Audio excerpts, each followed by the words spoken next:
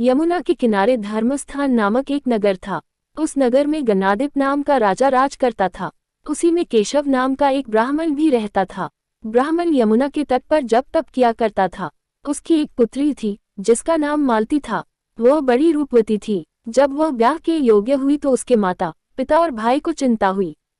संयोग से एक दिन जब ब्राह्मण अपने किसी यजमान की बारात में गया था और भाई पढ़ने गया था, तभी उनके घर में एक ब्राह्मण का लड़का आया। लड़की की मां ने उसके रूप और गुणों को देखकर उससे कहा कि मैं तुमसे अपनी लड़की का ब्याह करूंगी। होनहार की बात की उधर ब्राह्मण पिता को भी एक दूसरा लड़का मिल गया और उसने उस लड़के को भी यही वचन दे दिया। उधर ब्राह्मण का लड़का जहां पढ़ने गया था वहां वह एक लड़के से यही वादा कराया। कुछ समय बाद बाप बेटे घर में इकट्ठे हुए तो देखते क्या है कि वहां एक तीसरा लड़का और मौजूद है। दो उनके साथ आए थे। अब क्या हो? ब्राह्मण, उसका लड़का और ब्राह्मणी बड़े सोच में पड़े। दैवयोग से हुआ क्या कि लड़की को सांप ने काट लिया और वह मर गई। उसके बाप भाई और तीनों लड़कों ने बड़ी भाग दौड़ की, जहर झाड़ने वालों को बुलाया, पर कोई नतीजा न निकला।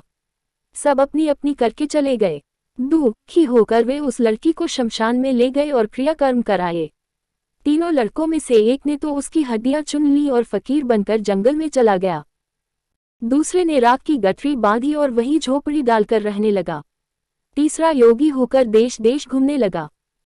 एक दिन की बात है, वह तीसरा लड़का घूमते घामते किसी नगर में पहुंचा और एक ब्राह्मणी के घर भोजन करने बैठा।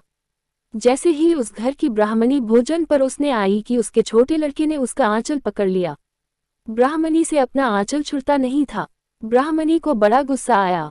उसने अपने लड़के को झिड़का, मारा पीटा, फिर भी वह न माना तो ब्राह्मणी ने उसे उठाकर जलते चूल्हे में पटक दिया। लड़का जलकर राख हो गया।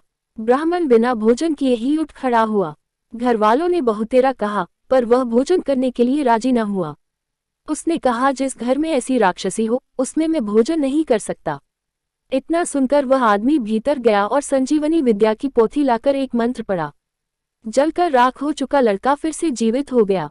ये देखकर ब्राह्मण सोचने लगा कि अगर यह पोथी मेरे हाथ पड़ जाए तो मैं भी उस लड़की को फिर से जिला सकता हूँ। इसके बाद उसने भोजन किया और वहीं ठहर गया। जब रात को सब खा पी कर सो गए तो वह ब्राह्मण चुपचाप वो पोथी लेकर चल दिया। जिस स्थान पर उस लड़की को जलाया गया था वहां जाकर उसने देखा कि दूसरे लड़के वहां बैठे बातें कर रहे हैं। इस ब्राह्मण के ये कहने पर कि उसे संजीवनी विद्या की पोथी मिल गई है और वह मंत्र पढ़कर लड़की को जिला सकता है, उन दोनों ने हड्डियां और राख निकाली। ब्राह्मण ने जैसे ही मंत्र पढ़ा वह लड़की जी उठी। अब तीनों उसके पीछे आपस में झगड़ने लगे। इतना कहकर बेताल बोला, राजा बताओ कि वह लड़की किसकी स्त्री होनी चाहिए। राजा ने जवाब दिया, जो वहां कुटिया बनाकर रहा उसकी। बेताल ने पूछा, क्यों? राजा बोला, जिसने हड्डियां रखी वह तो उसके बेटे के बराबर हुआ। जिसने विद्या सीखकर जीवन दान दिया वह बाप के बराबर हुआ।